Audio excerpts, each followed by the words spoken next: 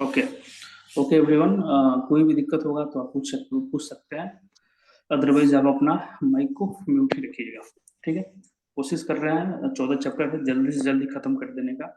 बाकी science and take almost खत्म हो गया है, कुछ कुछ टॉपिक्स बाकी है, वो कवर करेंगे। बाकी जो बुक आ रहा है उसमें आपको मिल जाएगा। पॉलिटी के कुछ सेक्शंस हैं जो अमन से कवर कर लेंगे।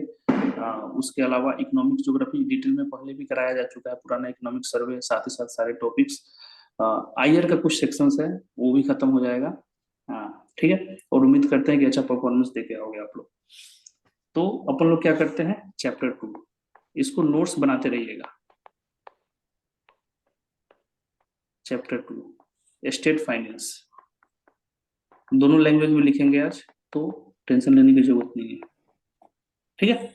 तो पहला चैप्टर में हमने क्या एक इंट्रो देखा था कि कितना सेक्टर कौन से सेक्टर में सॉरी टोटल जीएसडीपी कितना है स्टेट का, किसी को पता है?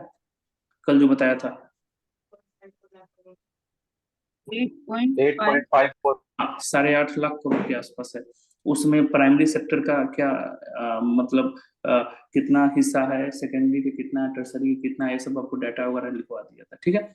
आज हम स्टेट फाइनेंस में यही देखेंगे कि कितने स्टेट बजट कितना है, कितना एक्सपेंडिचर 2023-24, क्योंकि हम स्टेट इकोनॉमिक सर्वे पढ़ रहे हैं, तो जो भी डाटा देखेंगे ना 2023-24 का देखेंगे। ठीक है। और आप एग्जाम में जो कोट करेंगे तो यही ईयर कोट करेंगे, और एज पर इकोनॉमिक सर्वे 2024-25। ठीक है ना, 24-25 का इकोनॉमिक सर्वे आया है, मतलब उसके पिछले साल का इकोनॉमिक कंडीशन क्या था बिहार का, उसको यहाँ पर डील किया।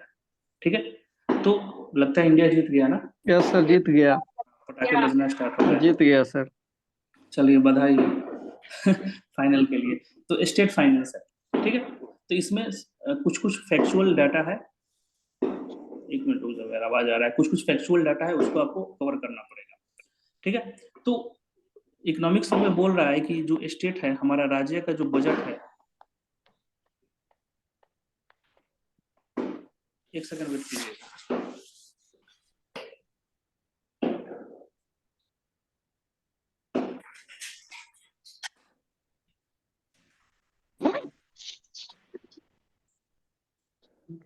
जो स्टेट का जो बजट है वो लगातार इंक्रीज कर रहा है। मतलब स्टेट का बजट सिंपल टर्म में क्या होता है ना, कि हर साल जो हमारे फाइनेंस मिनिस्टर जो होते हैं बिहार के, वो एक बजट पेश करते हैं। बजट में क्या होता है कि हम इस साल इतना रुपए खर्च करेंगे। ठीक है ना, जनरली वही बजट होता है। तो हम अपने औकात के हिसाब से ही खर्च करते हैं। तो अगर सपोज करो कि आज हम 100 रुपया कर रहे हैं इस साल,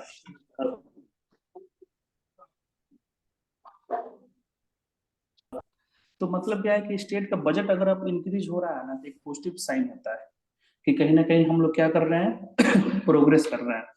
तो बिहार का स्टेट का बजट देखोगे ना, तो कंटिन्यू इंक्रीज हो रहा है। कल इसके बारे में बताए थे कि क्यों इंक्रीज हो रहा है। ठीक है।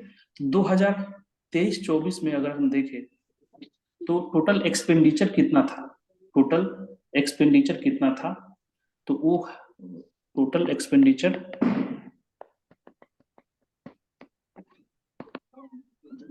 जिसको हिंदी में क्या बोलते हैं वो है, एक कितना था, कितना खर्च करना था, तो 2,52,082 रुपए।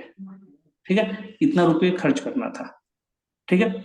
अगर यही हम एक क्या है 2022-23, यही हम 2023-24 है, यही हम 2022-23 में कंपेयर करें, तो उस समय हमारा था 2,31,904 रुपया। ठीक है। तो आपको रिमेम्बर यही करना है लगभग। इसको ऐसे भी याद कर सकते हैं, 2.52 मतलब 2.5 करोड़, 2.5 लाख करोड़ रुपीज। ठीक है, ऐसे भी करके याद कर सकते हैं। तो देखो इंक्रीज हो रहा है कि नहीं, इंक्रीज हो रहा है कि नहीं। तो यही स्टेट इकोनॉमिक सर्वे बोलता है कि कंटिन्यूस हम लोग क्या किए हैं कि अपना बजट को इंक्रीज कर रहे हैं, अपने बजट को क्या कर रहे हैं भाई, इंक्रीज कर रहे हैं। ठीक है। अब देखो कि जो खर्चा है, हम इतना खर्चा करेंगे, हम क्या करेंगे, इतना खर्चा करेंगे। अभी खर्चा कहाँ कहाँ होगा, ये खर्चा कहाँ कहाँ होगा, तो एक्चुअल दो तरीके के खर्चे होते हैं, दो तरीके के खर्चे होते हैं। ठीक है। एक मिनट, व्हाइट वाला कहाँ गया, एक्चुअल दो तरीके के खर्चे होते हैं। पहला खर्चा जिसको हम बोलते हैं रेवेन्यू एक्सपेंडिचर, ये सब पीटी में आप पढ़े होंगे। रेवेन्यू एक्सपेंडिचर जिसको हम हिंदी में बोलते हैं राजस्व व्यय, और एक होता है कैपिटल एक्सपेंडिचर।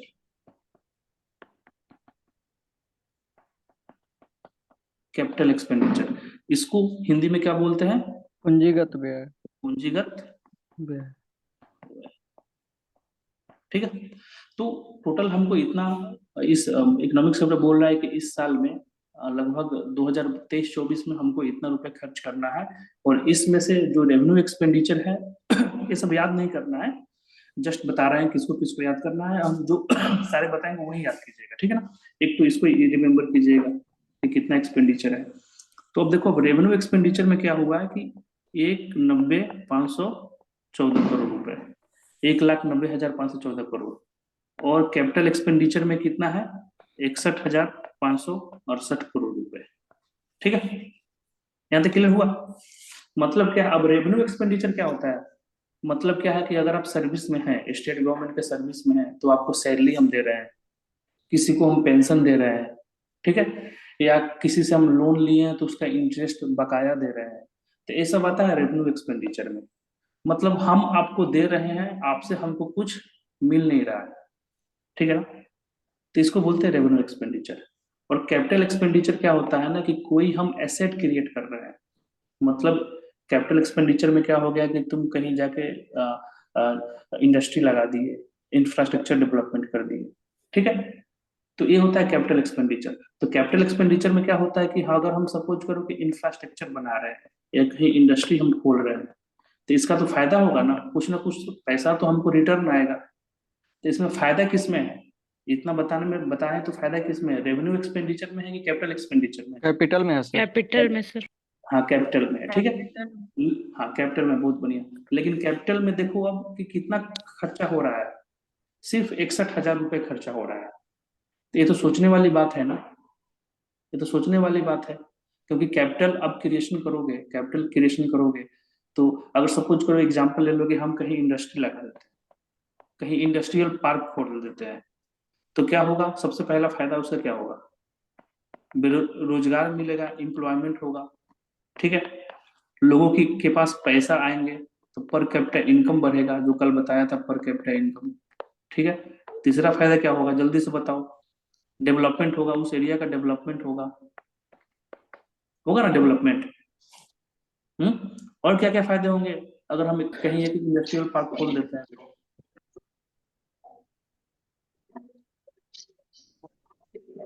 बोलो भाई। स्टेट जीएसटी पे इंक्रीज होगा। हाँ जी, बहुत बढ़िया। जीडीपी इंक्रीज होगा स्टेट का, इनइक्वालिटी डिक्रीज होगा, पलायन जो है, माइग्रेशन है, वो कम होगा, क्योंकि लोग यहाँ पर काम करेंगे। मतलब कितने सारे फायदे हो रहे हैं अगर हम कैपिटल एक्सपेंडिचर पर इन्वेस्ट करेंगे। लेकिन यहाँ पर कितना हो रहा है? अगर 2,52,000 रुपए में, करोड़ रुपए में हम देखें, तो सिर्फ 61,000 रुपए हम पूंजीगत व्यय में खर्चा कर रहे हैं। तो ये सोचने वाली बात है कि नहीं हमारे लिए, है ना। तो इसको आप क्या कर सकते हैं, इसको कहाँ यूज कर सकते हैं? अगर इंफ्रास्ट्रक्चर से रिलेटेड कोई भी क्वेश्चंस आ जाता है, तो उसको चैलेंजेस में आप इसको डाल सकते हैं कि बिहार में कैपिटल एक्सपेंडिचर इतना है, हमको बढ़ाने की जरूरत है। डाल सकते हैं कि नहीं? जी सर। तो ये डाटा मतलब सिर्फ रटने के लिए नहीं लिखवा रहा है, आपको यूज कहाँ करना है ये आपकी बुद्धि पर डिपेंड करता है। समझ गए? जी आया सर। ना, बोलो। हाँ, तो इसको लिख लीजिए। अब उसके बाद जैसे हमने क्या बोला था कि इकोनॉमिक सर्वे में पहला लाइन क्या है कि जो स्टेट का जो बजट है ना, वो सिग्निफिकेंटली इंक्रीज हुआ है पिछले सालों से। तो इंक्रीज हुआ है तो एक अच्छी का मतलब एक तरह से पॉजिटिव चीजें दिखाई दे रही है। अगर स्टेट का बजट इंक्रीज हुआ है मतलब स्टेट का डेवलपमेंट हो रहा है। हर इंडेक्स में बिहार आगे बढ़ रहा है। जैसे पर कैपिटा इनकम में पहले 58,000 के आसपास था, लेकिन कल देखें कि बढ़ गया है सिग्निफिकेंट, ठीक है। हर चीज में क्या हो रहा है, बिहार का डेवलपमेंट आगे की तरफ बढ़ रहा है। तो इकोनॉमिक सर्वे बोलता है इकोनॉमिक सर्वे बोलता है कि 2023 24 में कितना हमारा एक्सपेंडिचर था? 2.52 लाख करोड़, ये लिखवाए है ना? Yes sir, yes sir. 2.520 इतना के आसपास, इसको हम लिख सकते हैं डायरेक्टली 2.52 लाख करोड़। हाँ, तो इकोनॉमिक सर्वे बोलता है कि अगर प्लीज ये ग्राफ को बना लीजिए कि अगर हम कंपेयर करें 2019-20 से, तो उस समय हमारा एक्सपेंडिचर था 1.46 लाख करोड़, ठीक है। लेकिन अभी जो बढ़ के कितना हो गया है 2023-24 में? 2023-24 में हो गया है 2.52 लाख करोड़, ठीक है। तो इस इंक्रीज हुआ है ना, स्लाइटली इंक्रीज हो गया। तो इकोनॉमिक सर्वे बोलता है कि अगर हम देखेंगे तो लगभग 1.7 टाइम्स हम इंक्रीज हुए हैं, हमारा इंक्रीज हुआ है। यहाँ तक कोई दिक्कत है तो बोलो, नहीं तो आगे बढ़ते हैं। नहीं सर। हाँ, तो इसमें आपको क्या करना है, इसको याद रखिएगा। फर्स्ट, सेकेंड, आपको रेवेन्यू एक्सपेंडिचर नहीं भी याद रखो तो कोई दिक्कत नहीं है, क्योंकि पीटी पर्पस के लिए इंपॉर्टेंट है। लेकिन कैपिटल एक्सपेंडिचर याद रखिएगा, इसको कोट करने में आपको हेल्प करेगा, ठीक है। अगर हम कैपिटल एक्सपेंडिचर को देखें, थोड़ा सा कैपिटल एक्सपेंडिचर को और ऑपरेशन करते हैं।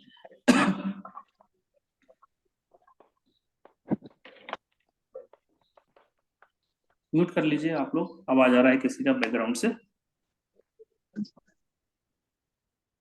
माइग्रेशन कम होगा, बहुत बढ़िया।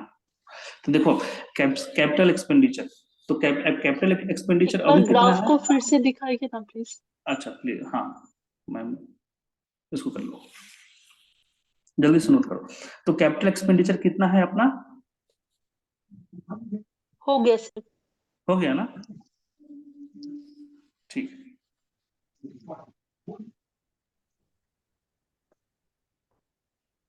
तो कैपिटल एक्सपेंडिचर अगर हम देखें तो 568 करोड़ रुपए इतना है पूंजीगत व्यय, ठीक है। एक कम है, लेकिन अगर हम देखेंगे तो ये भी स्लाइटली इंक्रीज किया है पिछले सालों से, पिछले सालों से इंक्रीज किया है। अगर हम 2019-20 का देखेंगे, डाटा हम लिखवाएंगे नहीं, उतना याद नहीं होगा, बस इसको याद कीजिएगा। और अभी जो है ये कौन सा डाटा ईयर का है? 2023-24 का है, ठीक है। तो 2019-20 में जितना था ना कैपिटल एक्सपेंडिचर, जो पूंजीगत व्यय था ना, उसका लगभग 3.1 टाइम्स इंक्रीज हुआ है। तो हम प्रोग्रेस कर रहे हैं, नो डाउट प्रोग्रेस कर रहे हैं, लेकिन हमारा प्रोग्रेस उतना अच्छा नहीं है। हमको, आप इसको पॉजिटिव टर्म में भी लिख सकते हैं, जैसे स्टेट गवर्नमेंट का इनिशिएटिव है, तो आप बता सकते हो कि 2019-20 में जितना हमारा पूंजीगत व्यय था, उससे हम 3 गुना बढ़ गए हैं अभी 23-24 में। तो इसको आप पॉजिटिव टर्म में भी इस्तेमाल कर सकते हो, इसको आप नेगेटिव टर्म में भी इस्तेमाल कर सकते हो, चैलेंजिंग में भी, कि हमारा बस इतना ही है जो पूरे स्टेट को सपोर्ट कर रहा है, स्टेट के डेवलपमेंट को सपोर्ट कर रहा है, स्टेट के जितने सारे समस्याएं हैं उसको सपोर्ट करेगा, उस जो चीज वही हमारा कम है। तो समझ रहे हो ना, दो चीज एक ही चीज है, लेकिन उसको दो तरीके से हम इस्तेमाल कर रहे हैं, समझ गए? ये 3.1 टाइम्स इंक्रीज हुआ है। अगर हम परसेंटेज में देखेंगे तो 2019-20 में जितना हमारा जो बजट है, हमारा उस समय जो बजट था, जो एक्सपेंडिचर था, उसका 14% खर्च होता था किस पर? पूंजीगत व्यय पर, कैपिटल एक्सपेंडिचर में। वो बढ़ के हो गया है अभी कितना? 24%, ठीक है ना। अब हम 24% खर्च कर रहे हैं, मतलब गुने में देखेंगे तो सारे मतलब 3.1 टाइम्स, लेकिन परसेंटेज में करेंगे हम तो 14% से इंक्रीज होके 24% हुआ है। तो इसको भी आप एक रिमेंबर करके इसको भी आप कोट कर सकते हैं। मतलब क्या है कि एक ही डाटा को आप पॉजिटिव में एज वेल एज नेगेटिव में, दोनों में आप इस्तेमाल कर सकते हैं। यहाँ तक किसी को दिक्कत?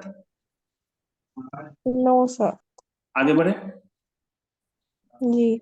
यस। ओके, चलिए अब देखिए कुछ टर्मिनोलॉजी, कुछ डाटा है, फैक्चुअल डाटा है, उसको थोड़ा लिख लीजिए। उसको आप पीटी पर्पस में भी काफी इंपॉर्टेंट रोल प्ले करेगा, और एज एग्जांपल आप मेंस में भी कोट कर सकते हैं। 2023-24 का हमने बात कर रहे हैं, ठीक है। तो इसमें फिस्कल डेफिसिट कितना रहा? जिसको हिंदी में हम क्या बोलते हैं, राजस्व घाटा। राजकोषीय घाटा या राजस्व घाटा, जो भी है, ठीक है। तो फिजिकल डेफिसिट क्या होता है ना, अब देखो जिसको पता हो तो सही है, जिसको नहीं पता है हम बता देते हैं। जैसे सपोज करो कि हम महीने का कमा रहे हैं 50,000 रुपए, ठीक है, और हम हमारा खर्चा हो रहा है 70,000 रुपये, तो कितने का लॉस लग रहा है, कितने ज्यादा हम खर्चा कर दे रहे हैं, 20,000। 20,000 कर रहे हैं, तो आपको घाटा कितने का लग गया, 20,000 रुपए का। वही होता है फिजिकल डेफिसिट, ठीक है। तो मतलब हम कमा रहे हैं कितना और खर्च कर रहे हैं कितना, अगर खर्च ज्यादा कर रहे हैं तो हमको घाटा लगा, और जो घाटा आया वही फिजिकल डेफिसिट होता है, ठीक है। तो बिहार का फिजिकल डेफिसिट कितना था, 4.2% था। इसको रिमेम्बर कर लीजिएगा, PT purpose as well as mains purpose के लिए आप इस्तेमाल कर सकते हैं, ठीक है। एक होता है रेवेन्यू डेफिसिट, ठीक है, राजस्व घाटा, ठीक है। अब देखो रेवेन्यू रिसिप्ट होता है और एक रेवेन्यू डेफिसिट होता है।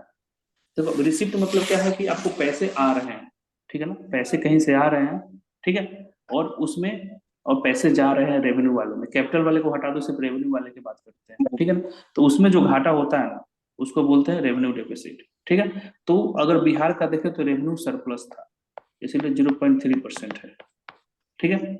और एक होता है प्राइमरी डेफिसिट,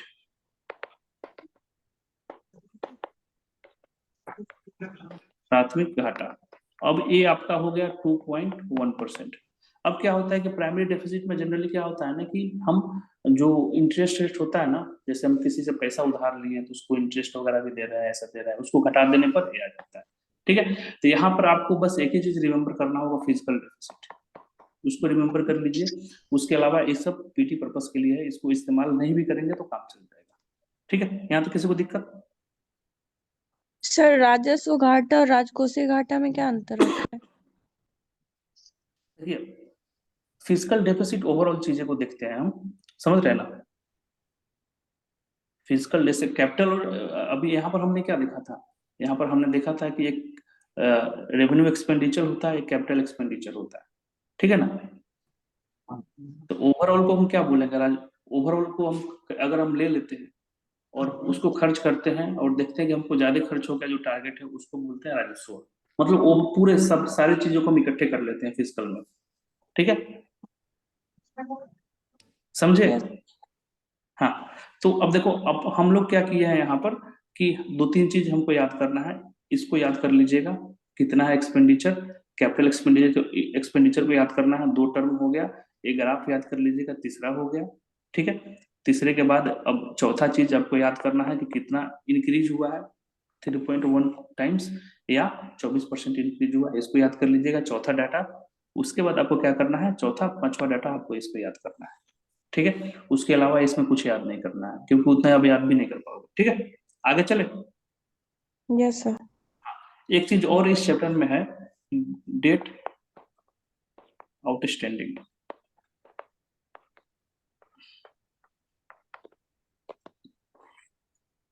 बकाया कर्ज, मतलब आप पर लोन कितना है, आप पर लोन कितना है, ठीक है। जैसे सपोज करो कि हमारा जीएसडीपी कितना है, जल्दी से बताओ, कितना जीडीपी है हमारा, 8.5 लाख करोड़। 8.54 लाख करोड़। ठीक है। तो इस पर आपको लोन कितना है, आप कितना लोन लेके रखे हो, बाहर इंस्टीट्यूशन से या बाहरी लोन कितना है आप पर। जैसे इंडियन गवर्नमेंट के पास कितना लोन है, कितना वर्ल्ड बैंक से लोन लिए हैं, कितना आईएमएफ से लोन लिए हैं, ठीक है। तो वो भी बहुत मैटर करता है कि आप पर कर्ज कितना है, ठीक है। अगर सपोज करो कि आपका टोटल जीडीपी 8 लाख करोड़ रुपए है और आपका 9 लाख का लोन चढ़ा हुआ है, तो अब तुम मारे जाओगे, ठीक है ना। तो बकाया कितना है, कितना आप पर बर्डन है, ठीक है। तो as per economic survey Bihar का जो आउटस्टैंडिंग लोन जो है ना, वो है जो इतना जीडीपी का लगभग 38.9% लोन है जो हमको चुकाना है, ठीक है। अगर इसको हम वैल्यू में देखें, जैसे 8.5 लाख करोड़ में देखें हम, तो लगभग 3.32 लाख करोड़। ठीक है, यहाँ तक क्लियर हुआ? Yes sir. ओके, ठीक है। तो चैप्टर सेकंड में बस यही करना है हमें, 5-6 डाटा आपको लिखवाएं, उसी को रिमेम्बर करना है, और ज्यादा कुछ करने की जरूरत नहीं है। ठीक है, यस सर। आगे बढ़े हम। हाँ सर। ओके, चलिए तो हम लोग इसको ऑफ, रिकॉर्डिंग को ऑफ करके फिर क्लास चैप्टर नंबर 3 स्टार्ट करते हैं।